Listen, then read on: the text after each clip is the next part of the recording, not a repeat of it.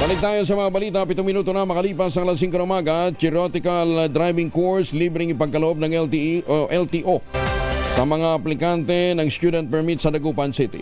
O bakit sa Dagupan City lang? Ang balitang yan mula naman kay Freddy Pajardo, Aris 38. Freddy, good morning. Pinangunahan ni Region 1 Land Transportation Office o LTO Director Glorioso Daniel Martinez ang pagbibigay ng lecture sa theoretical driving course para sa mga aplikante ng student permit bago sila makakuha ng lisensya sa pagmamaneho kung kanilang may papasang examination.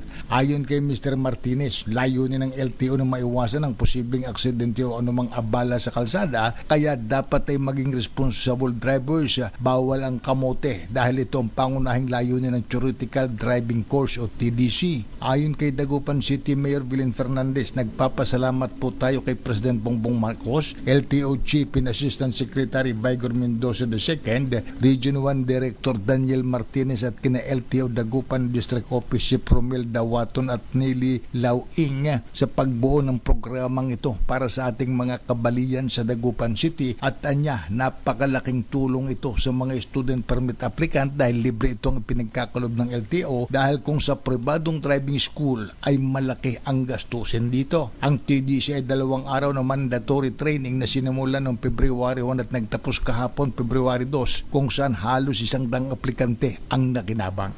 Ito si Freddy Pajardo, Aris 30, taguulat para sa DCRH, una sa Pilipinas, una sa Pilipinas. Maraming salamat, Freddy.